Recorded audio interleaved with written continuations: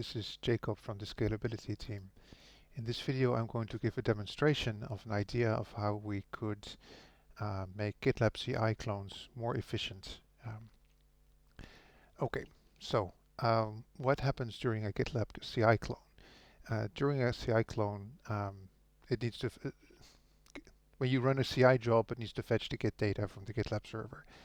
And I've written a script that simulates what that looks like.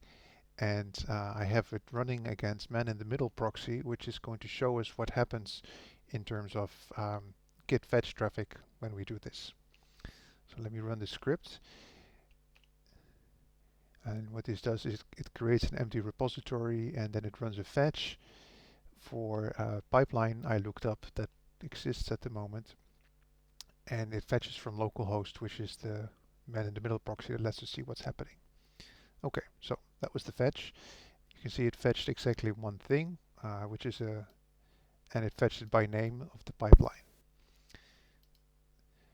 Now, on the Git transport level, we see three requests. The first one is this GET request, which is negotiation of the protocol. So the client indicates it wants to speak protocol version 2, and the server says, I speak protocol v2, that's great, and then they hang up. And that's a very fast request. It takes 370 milliseconds, it's just 140 bytes, so that's pretty fast. Then there's this second request, which is a post. Now if we look at this, and we look at the request body, we see there is a command here, and this is a feature of protocol v2 that the client can do multiple things here. And the command is ls-refs, and so the client wants to know about refs, which is, it wants to translate the name of the thing we're cloning into a commit ID. And it's asking about a number of different things that might contain the name.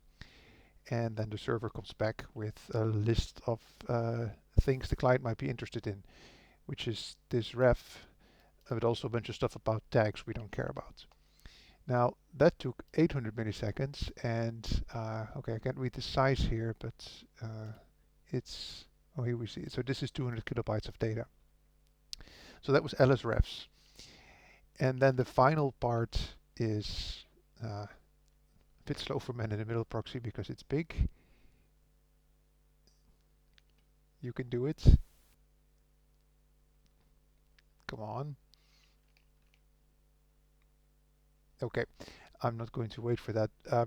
It's 12 seconds. This is the actual Git object data, and here it said 126 megabytes is what it received, and that's about the response here, and that's why this is slow, because it's trying to show 126 megabytes of data in a text UI. Oh, there we go. So the request is Git is decided it just wants this one object, which is the pipeline that we're cloning. That's it. And then the server comes back, and it has some information about shallow clone because we requested the shallow clone, and then the pack file data. And you can see here that was 125 megabytes, and it took 12 seconds. Okay, so now what's the idea? The idea is that out of these three steps, this step is unnecessary, because it's the Git client, it's the CI runner, asking the server what refs are there, but it already knows it wants exactly one thing, and a CI runner also already knows exactly what commit ID it wants, so it shouldn't be asking for that information. And if we edit the script then in here I have the alternative command. Now if we run this, now you can see the command, and what's different is that before it was asking for the commit by the reference name, and now it's asking for the commit by commit ID. And another difference is this -n flag, which signals that we're not interested in tags, which is true because we weren't fetching tags the first time around either. Now if we look here in the snooping proxy, we see that there were only two requests. First, again, the GET request for the protocol negotiation, which is 140 bytes and 500 milliseconds. And then a second request, which is the data transfer. And I'm not going to press enter on this again because this took a long time to open last time, so you'll have to trust me. This is the exact same request as this. So we've skipped this one. Now, that is nice, I think, because it's one less request. What's also interesting is that these requests are not free. These ones over here, where we get ref information. So here in my browser, I have a flame graph, which is of a CPU profile captured on the server where we host GitLab or GitLab, which is mostly serving CI, or it has a very high CI workload. And at the time this flame graph was recorded, about 46% over here was idle, so the CPU was not in 100% use. But then out of the CPU being used, a very large part here is back objects, so that is creating the back file data.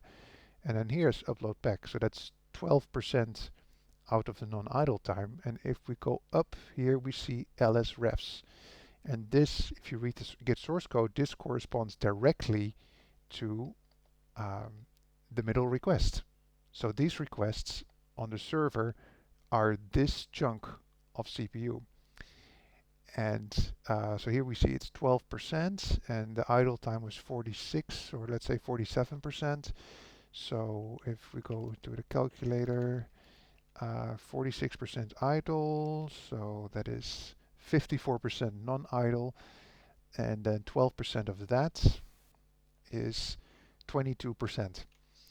So at the time of this capture, 22% of the time was spent serving these requests. And these requests are unnecessary to get this clone.